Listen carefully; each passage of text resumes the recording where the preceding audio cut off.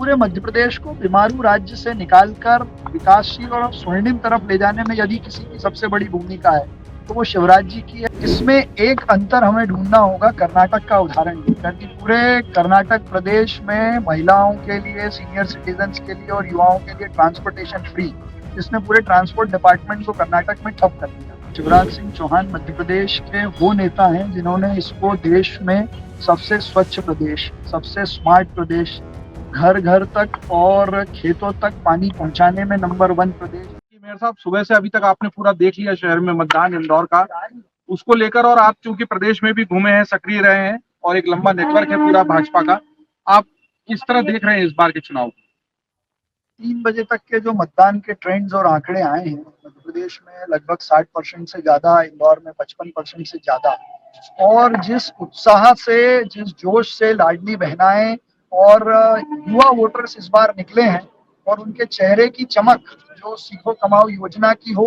या डेवलपमेंट की हो, वो स्पष्ट इस बात इंगित कर रही है कि फिर इस बार भाजपा सरकार है और वो भी 150 प्लस के साथ। 150? मेरे ख्याल से तो एक दो जगह से और इस तरह का दावा आया था।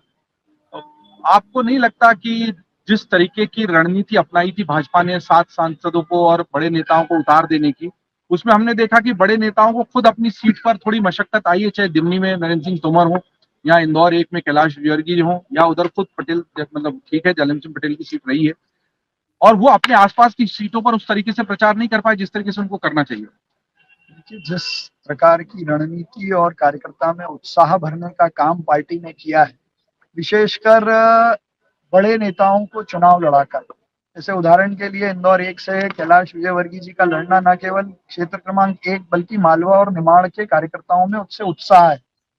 नरेंद्र सिंह तोमर जी के लड़ने से पूरे ग्वालियर और चंबल में उत्साह है। राकेश सिंह जी के लड़ने से पूरे जबलपुर अंचल में उत्साह का माहौल है और कार्यकर्ता में ये जोश है कि इतने बड़े नेता अगर चुनाव लड़ रहे हैं तो हम पूरे तन मन धन से जुटकर काम करें।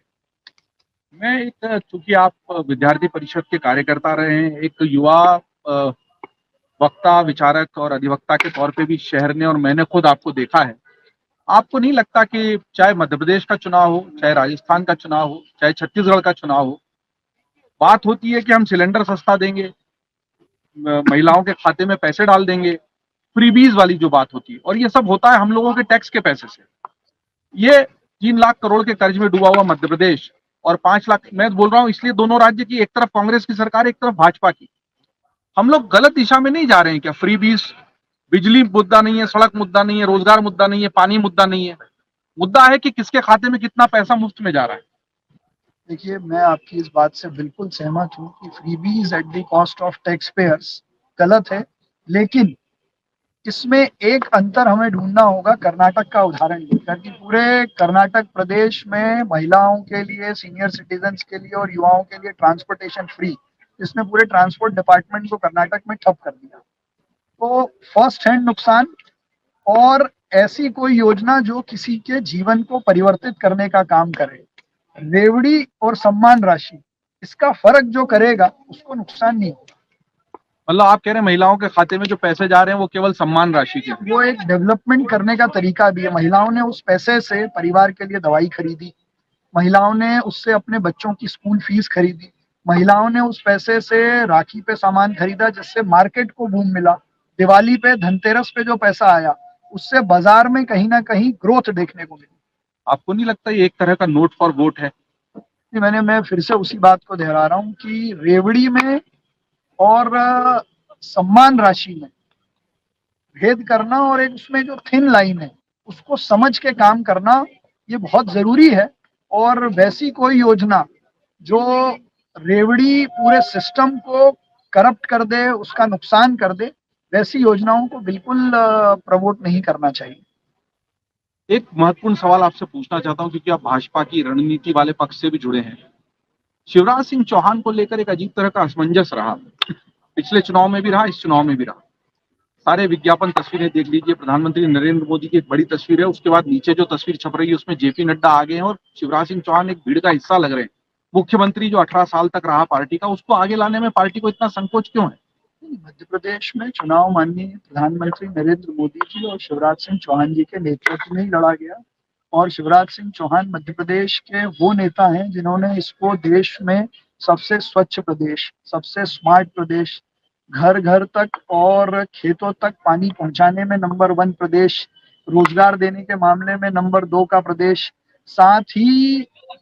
एग्रीकल्चर प्रोडक्शन हो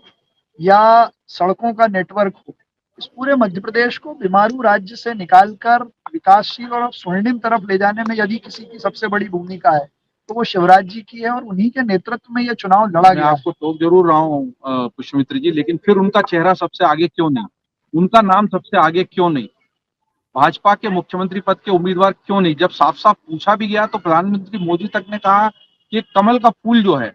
वो मुख्यमंत्री पद का उम्मीदवार है। तो भारतीय जनता पार्टी में वैसे भी सामूहिक नेतृत्व का सिस्टम है और ये चुनाव आज मतदान के बाद खत्म हो जाएगा।